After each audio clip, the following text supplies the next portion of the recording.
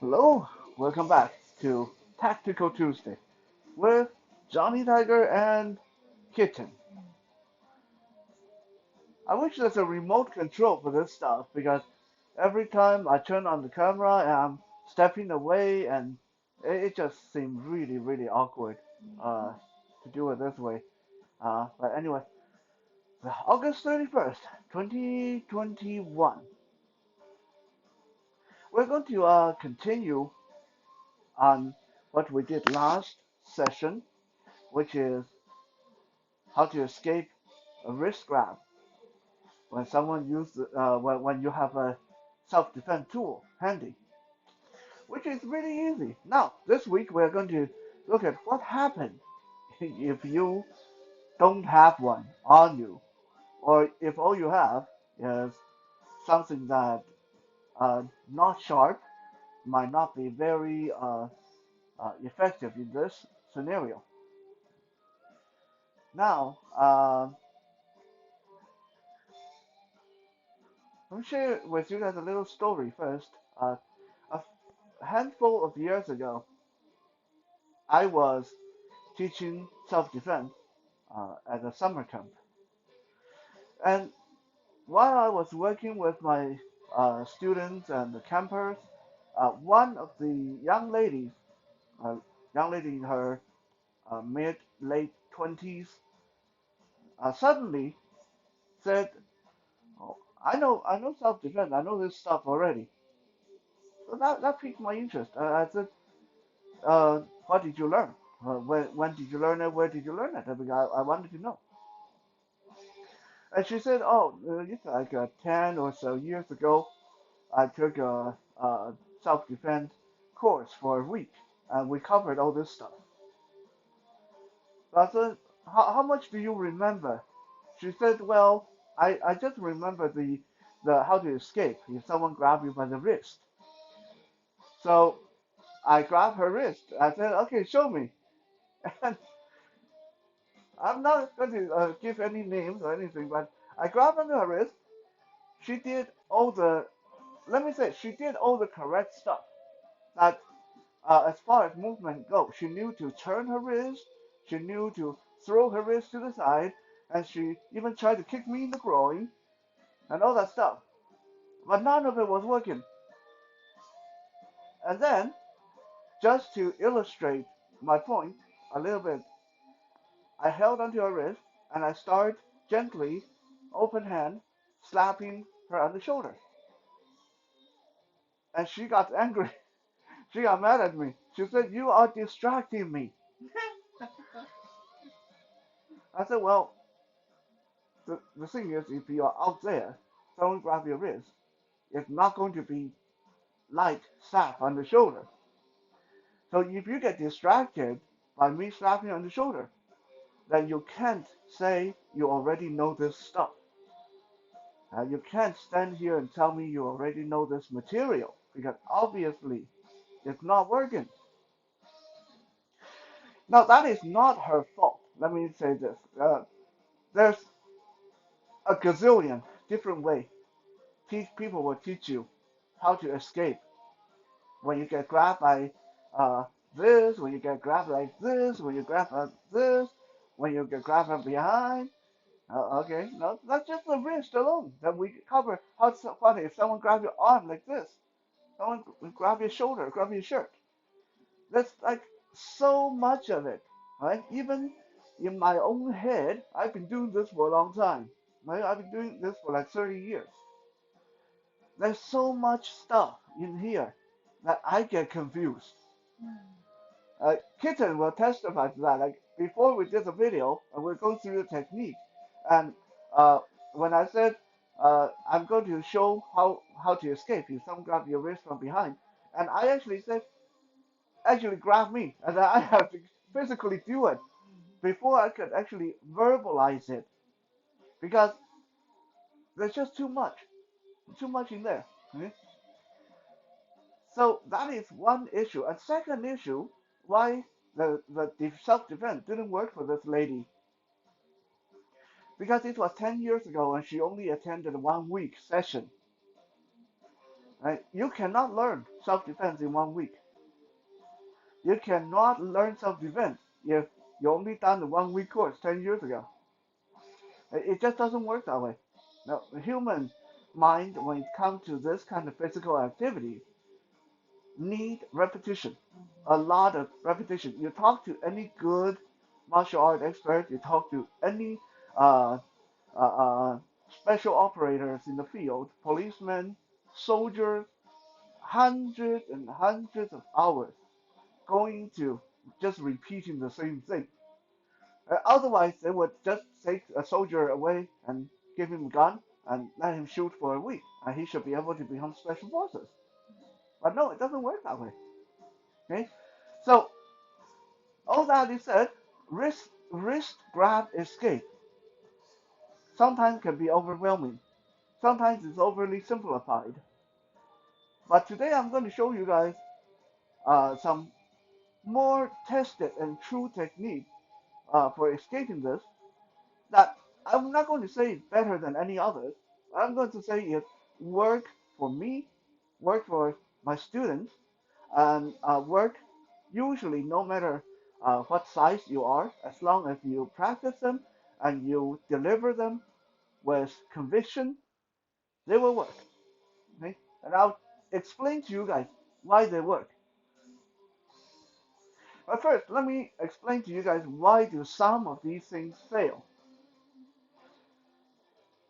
Grab my wrist, right?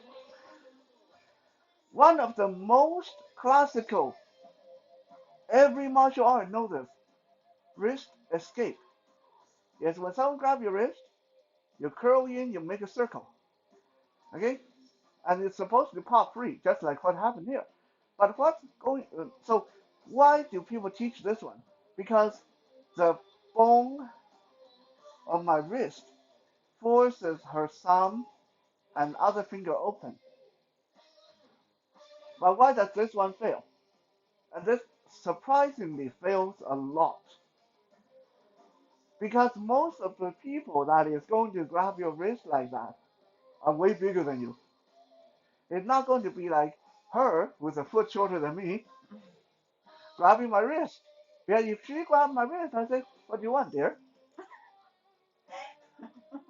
You know? Usually, it's going to be Big Baba, 7 feet tall, 400 pounds. His hand would be this big, grabbing my wrist. His fingers would wrap completely around my wrist. There's no way that I'm going to open that up. And there's no way I would be able to circle the way I want to. Eh? And Big Baba is not going to just stand there and grab. Big Baba is going to grab and start smacking me in the face. So I have to try to defend myself while trying to do this weird little dance thing with my hand. While Big Papa is like, "What the hell are you doing?" Nothing. Alright? Now, second, escape. Very common. Again, someone grab your wrist. People kick them in the groin. We know this, you know this, everyone knows about kicking them in the groin, which means criminals know it too. Which means when that lady tried to kick me in the groin, I knew that was coming. At the moment that she did this circle thing, it didn't work, and she tried to twist the other way, it didn't work. I knew the kick to the groin was coming, so I turned my hip to the side. She got me on the hip. Right? Criminals will know this stuff too, so don't always go for the most obvious thing. Okay, so barring those, we're going to show an interesting new technique, which is the spirit of Krav Maga, which is counter-offensive. We're not going to worry about defending, we're going to attack them. Right? Watch. I grab her, and all she has to do is take her other hand and smack down as hard as she can on my forearm or on my elbow joint. Because we like each other. Do it on the forearm, don't do it on my elbow joint. I still need to cook dinner later. Okay? No karate chop, no punch. Just an open-handed slap on the forearm. while she throw this arm behind her, like she's throwing away garbage. And watch, I'm holding on really, really, really tight. Okay? Oh yeah. Okay? Go for it. That kind of hurts, eh? But that wasn't as hard as you could, right? No. Yeah. This time, harder. This time harder. Yeah. Okay. Oh. Okay. No. Yeah, you guys heard that. That hurts. Eh? What's going on here? Why does this work? Actually, she can probably describe to you guys because she knows human anatomy a lot better than I do. Why does it work? Why does it make the person let go when you hit them here? The body is not expecting it right here, and actually, a lot of the bone and ligament and tendons right here are crossed, so it's more sensitive on this part of the arm. So it's like Chinese pressure points stuff. Now, of course, if you hit them right on the elbow, that's even worse. Oh yeah. And why do we say an open slap rather than karate chop and punch? Because most people are not trained to be karate masters. Most people don't punch super good. So when you're stressed out, and when the person's latching onto your wrist, and you try to punch, you try to karate chop, most likely you're going to mess up the chop. You're going to mess up the punch. But everyone know how to slap Yeah. from a childhood. From childhood, everyone know how to slap. So that's all it is. You know, someone grab you, and it can change. And if I grab this hand, same thing. Watch, do the slap, and it works. Just the same. Right? Do it again, but you actually mean it, okay? I don't want this. Huh? This is this is a psycho killer. It's going to take you away, okay? Like seriously, making us look bad in the video. Like, you keep laughing. Okay, If I you know. if you don't do it seriously, I'm going to start tickling you. Oh. Ow! That worked. Yeah, that's the problem when you practice with a partner. Sometimes because you like each other, you feel bad about actually hitting each other. Well, not me. I don't mind hitting my partner, but I can't hit her because someone's going to call domestic and call the cop, and and there's even a video. I can't even deny it. Okay, so slap on forearm and toss your arm behind you. Okay, simple motion. Second, I'm going to show you guys the second one. This one also tested and true, work almost every time. Let's say someone grab you either this way, or can be both hands. Both hands you will have to do a lot harder, of course.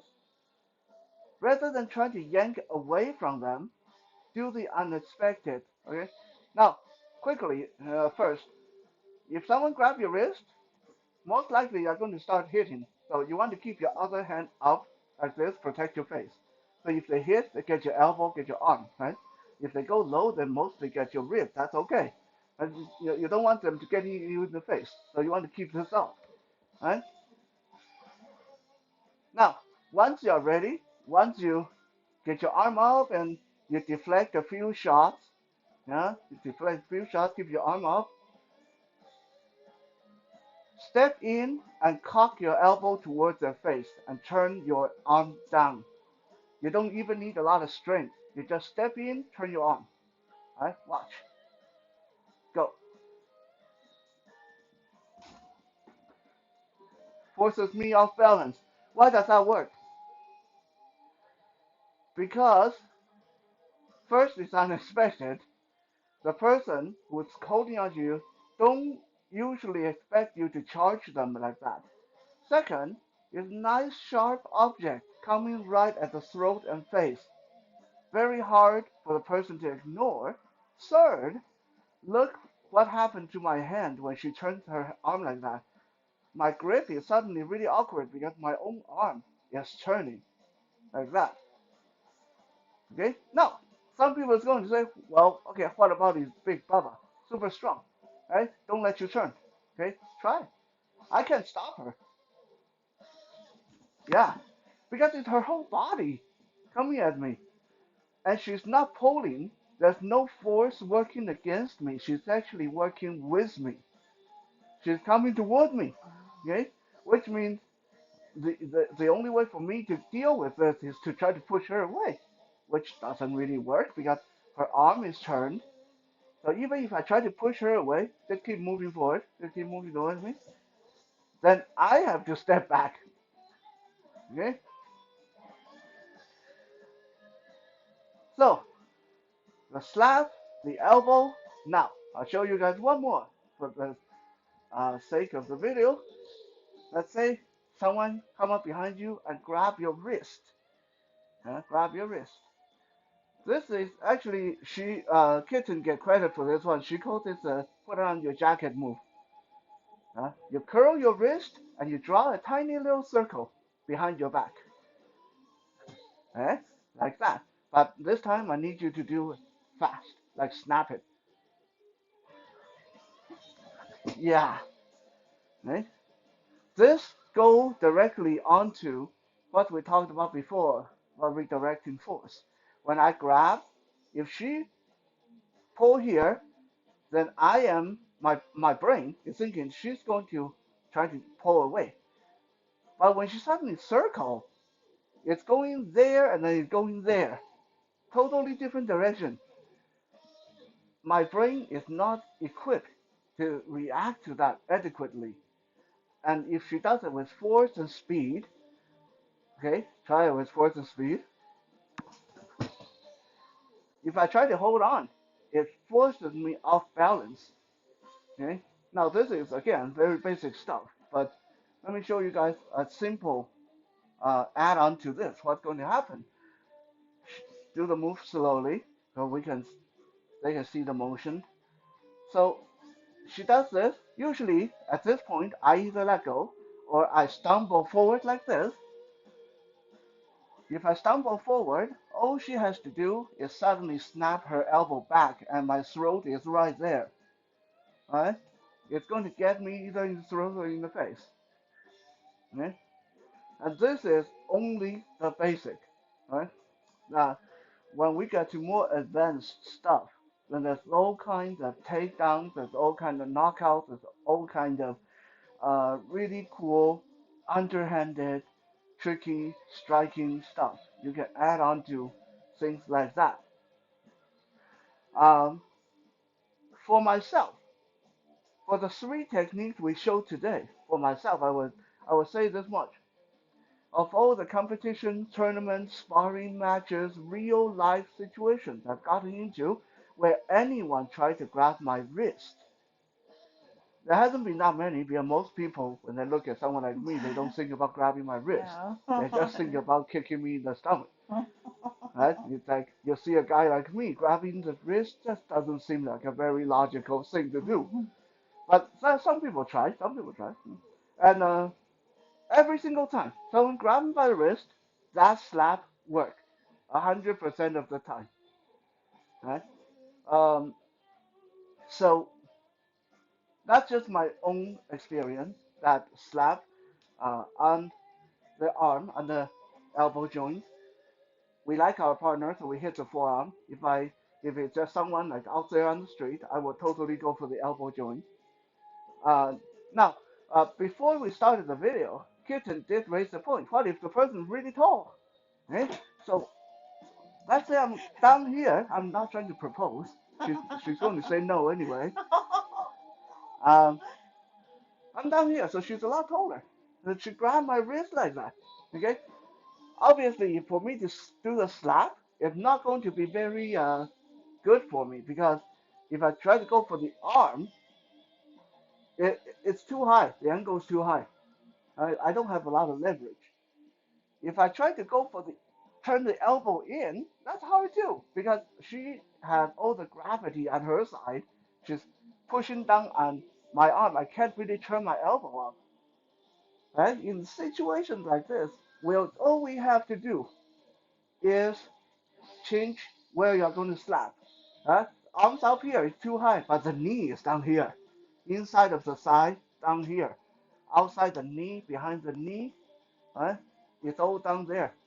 I don't need to hit somewhere that I can break. All I need to do is hit somewhere that is going to give them an ow reaction, which is inside the knee, usually inside the leg. Right? So they are up there. I'm down here. I go inside the leg and pull. Oh, I love that. That is mine. She's going to get me back later. Don't worry. So you don't always have to slap the arm. Eh? Slap the leg. You, we sometimes teach people to just like slap right over the chest. That works too.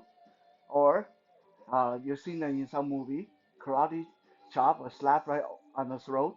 That works like a charm. But don't do that. You'll kill someone. Okay? So the key, the principle, is a slap. Doesn't matter where you hit it, as long as you hit it and it works. Okay?